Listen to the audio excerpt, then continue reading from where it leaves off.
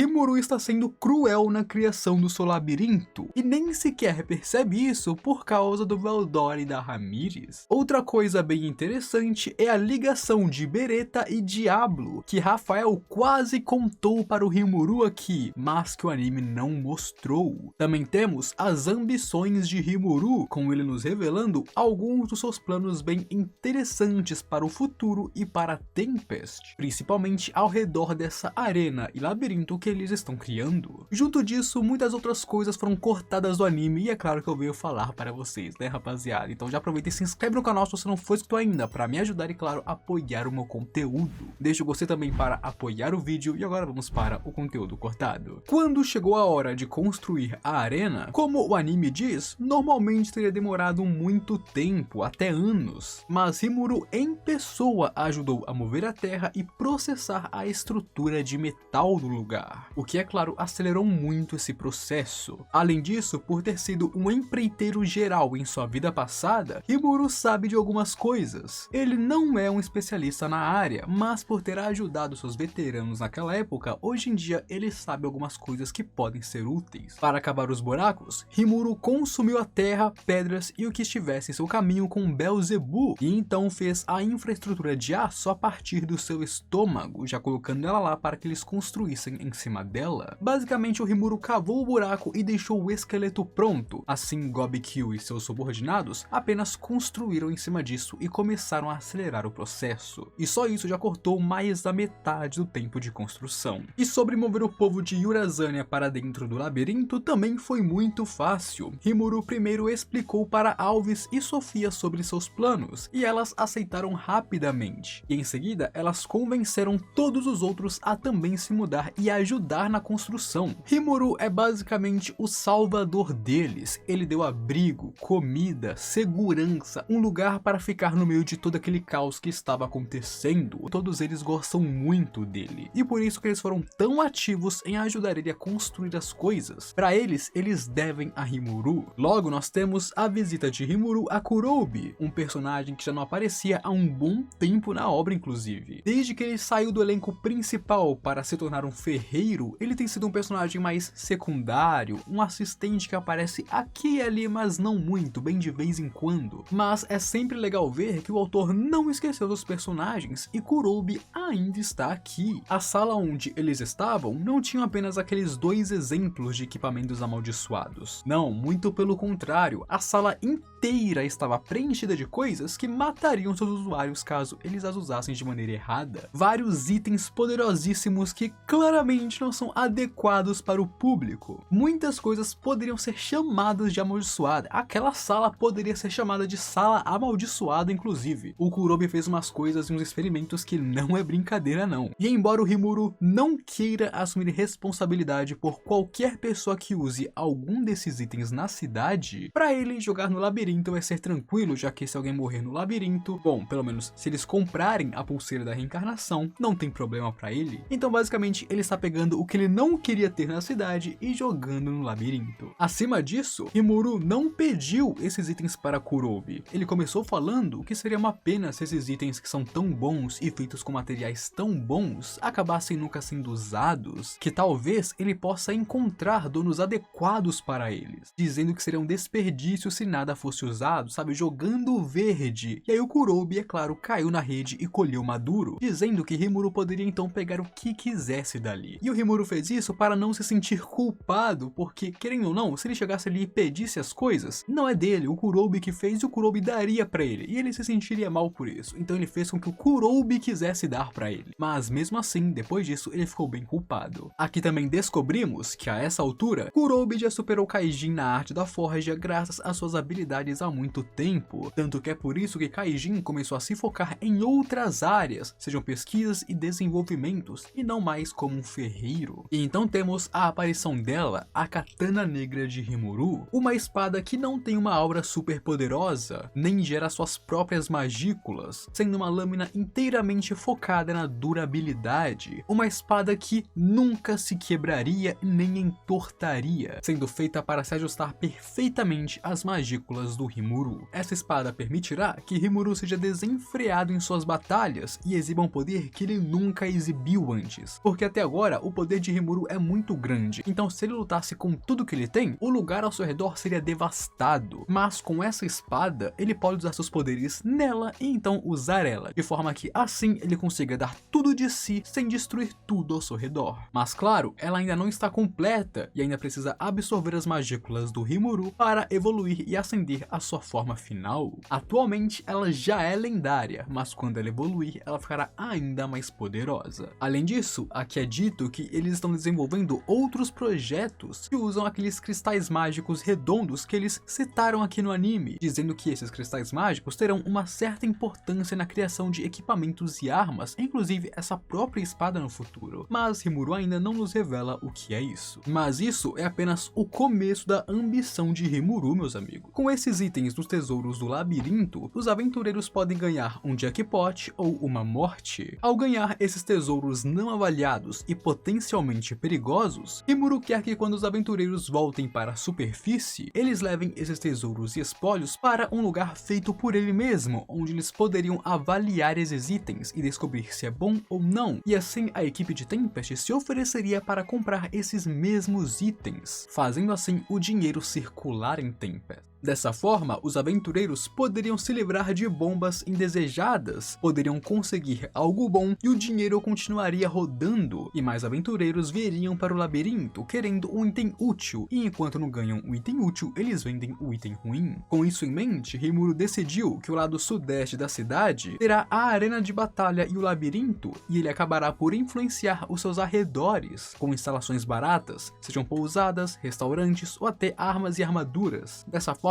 aquela região que é um pouco mais barata e com itens mais voltados para aventureiros, fará com que os aventureiros que estão ali pelo labirinto fiquem por outros motivos também, um ecossistema para os aventureiros. Acima disso, Rimuru já tem planos de fazer eventos na arena algumas vezes no ano depois do festival, e o labirinto também pode ser usado para exercício de tropas, ou seja, treinamento dos soldados de Tempest, já que lá dentro eles não morreriam, e assim eles podem fazer uns treinamentos insanos. Assim partimos para o labirinto, agora na companhia de Veldora e Ramírez, após Rimuru ter convencido o dragão a ir até lá. O convencimento geral foi bem parecido com o anime, apenas com mais algumas falas e cenas do Rimuru e do Veldora, mas que é nada muito relevante. Um detalhe nessa cena é que Ramírez estaria um pouco cansada, tendo se esforçado bastante em expandir o labirinto e não descansando direito, mas novamente não é tão importante, é apenas um detalhezinho bem legal. Aqui também, ao fazer o quarto de Veldora, Rimuru e Veldora elogiariam Ramírez, e ela ficou muito feliz por isso. Acontece que Ramírez era muito zoada pelos outros por ser desempregada e reclusa, já que ela vivia no seu labirinto e não fazia nada da vida além disso. Então quando agora eles elogiam ela que só era zoada e nunca elogiada, fica muito feliz com isso. A Ramírez é muito feliz desde que conheceu Rimuru, porque não apenas ela teve subordinados novos, como também é bem elogiada. E assim, uma semana a partir da criação do quarto do Veldora, o labirinto estava completo, só faltava configurar ele basicamente. Algo que Rimuru quis fazer é que o labirinto possa mudar a cada poucos dias, para que ninguém memorizasse o caminho ou criasse mapas insanos. Ele quer um desafio, que toda vez que as pessoas entrem no labirinto, eles precisem se arriscar e, claro, desafiar novamente. E como o anime comentou, existirá ponto de salvamento a cada 10 andares, para servir como save point ou ponto de retorno, assim sempre que você quiser sair do labirinto, primeiro chegue ao save point, para não ter que recomeçar tudo do zero. E mesmo que existam formas de abusar desses save points, Rimuru deixou isso de propósito para ver como que as pessoas trapaceariam e então ir corrigindo com o tempo, não tem pressa para corrigir isso. Além disso, como vão ter chefes nos save points, ainda seria bem difícil abusar deles. E falando em chefes, eles meio que também se beneficiarão do labirinto, para evitar que os chefes morressem ou matassem seus oponentes, enquanto os aventureiros terão suas pulseiras da reencarnação caso eles comprem, os chefes terão uma espécie disso para eles também, para que quando o aventureiro o derrote, ele renasça em um save point e não realmente morra. Afinal, se os chefes morressem, eles precisariam arrumar vários e vários chefes toda hora. Além disso, os chefes como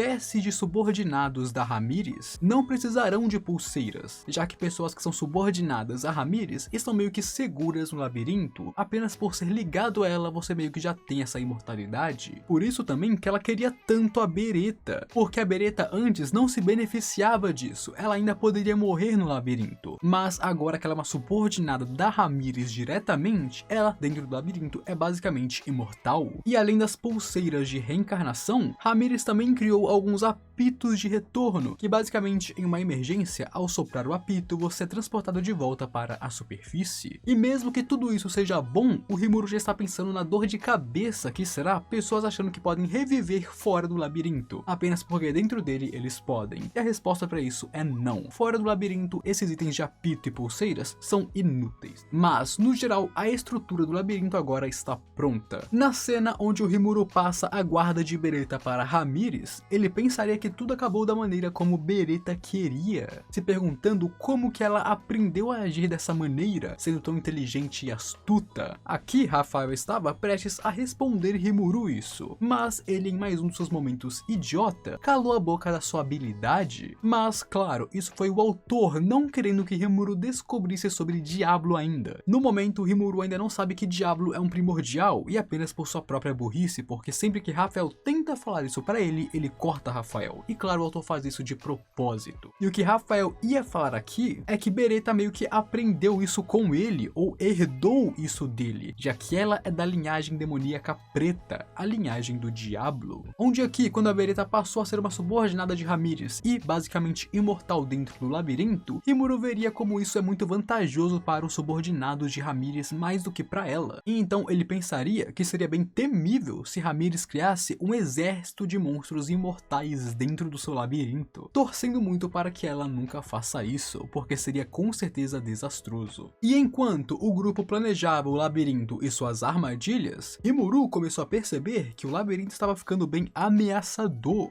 tendo em vista que agora até mesmo heróis e campeões não conseguiriam concluir ele de maneira tão fácil e rápida. E se um campeão heróico demorasse para concluir isso, o que aventureiros normais demorariam? Mas quando ele perguntou para Veldora e Ramírez se o labirinto estava muito difícil, eles apenas riram disso como se não fosse nada. E claro, né, Rimuru, pergunte isso para um ser que é o ápice de poder desse mundo e para uma Lorde Demônio ancestral. Esse labirinto está ficando insanamente difícil e desastroso, muito perigoso, e eles nem chegaram a perceber isso ainda. Tanto que, se você perceber, até agora eles não têm falado sobre como fazer andares, apenas como fazer armadilhas. Eles estão focando demais no âmbito mortal e pouco no âmbito explorável. Então nós temos a cena de Rimuru querendo andares temáticos, e Melim aparecendo com sua ideia de trazer dragões anciões para o labirinto, e assim fazer os andares dessa forma. Mas isso fica para o próximo episódio. E com isso, amigos, eu encerro por hoje. Então comenta aí embaixo o que você achou do episódio e das informações cortadas, se elas foram úteis, se elas não foram, se você gostou do episódio inteiro, se você não gostou, comenta aí que eu quero saber, ou comenta qualquer coisa para provar que assistiu até aqui. Se viu até aqui também, se inscreve no canal para apoiar o meu trabalho, porque muita gente assiste meus vídeos e não é inscrita no canal ainda. A sua inscrição ajuda muito o meu trabalho e você não tem noção disso. Deixa o gostei também para apoiar o vídeo, e agora eu fui.